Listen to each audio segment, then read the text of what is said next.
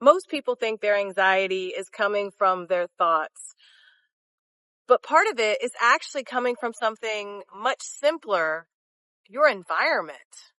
Stay till the end of this video to find out the specific kind of clutter that actually creates more anxiety than anything else in your space. And it's usually not what people think it is. First, we need to understand what your brain is actually doing with the space around you. Because your brain doesn't see your environment the way you probably think it does. It has to organize it constantly. There's a concept in psychology that's called the Zeigarnik Effect. It shows that unfinished tasks actually stay open and active in the mind. Your brain doesn't just forget about them. It's kind of like having a bunch of open tabs in your computer browser. Those open tabs are always running in the background of your brain, just like your computer. Now, apply that to your space. That pile you keep walking past, the chair holding all those clothes that you haven't hung up, the drawer you open and close immediately without dealing with anything in it.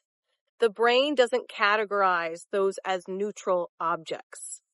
It categorizes them as unfinished business. So even when you're trying to relax, part of your cognitive load is still tied up in your environment. And then there's the second layer. Your brain is constantly processing your surroundings, even when you're not paying attention. More objects mean more input. More input means more required processing. So a cluttered space increases the amount of information your brain has to manage, while also keeping more things active in the background, because we didn't close out any of those tabs. It's constantly multitasking without you even realizing it. Now, bring in your nervous system. Your body is always scanning for cues of safety and predictability. Environments that feel complete and consistent allow your nervous system to settle in.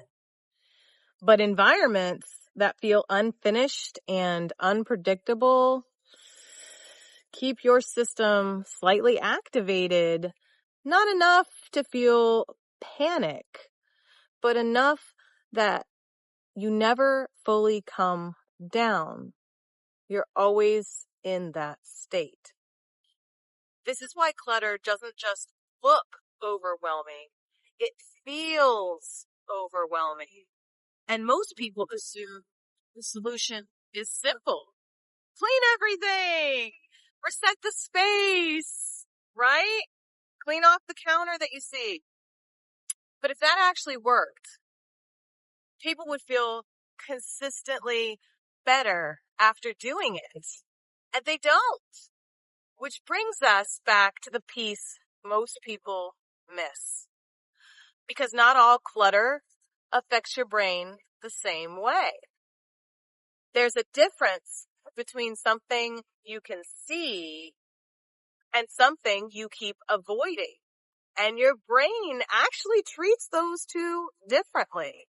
Visible clutter increases sensory load. You're constantly reprocessing that information. You notice it, you process it, and you move on. But you avoid clutter.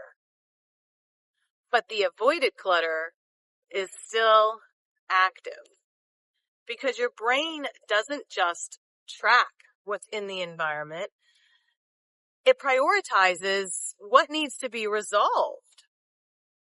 So the things you keep not dealing with, the ones you skip over, delay, or avoid completely interacting with, carry more cognitive weight than the things you simply see. That's the clutter that creates the most pressure in your system.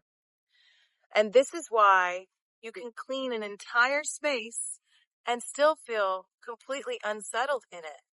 Because if the avoided pieces are still there, your brain is still tracking them.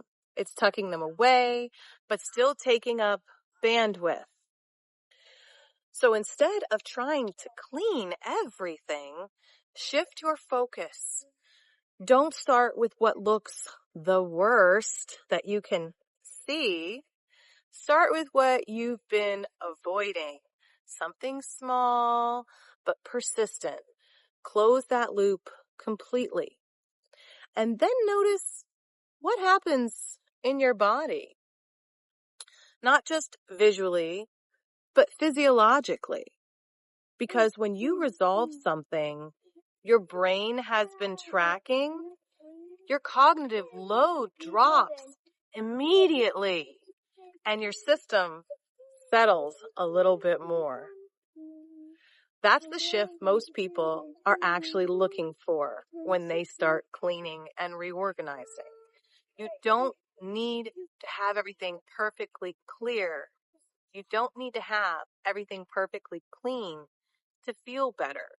You need space that isn't holding those unresolved signals, those open tabs. So if you really want to reduce anxiety in a way that's immediate and real, don't start with organizing what you can see. Start with what you've been avoiding. Close some of those browser tabs and let me know in the comments. How do you feel afterwards? Thank you for joining me today. I appreciate each and every one of you. I love y'all, and I'll see you next time.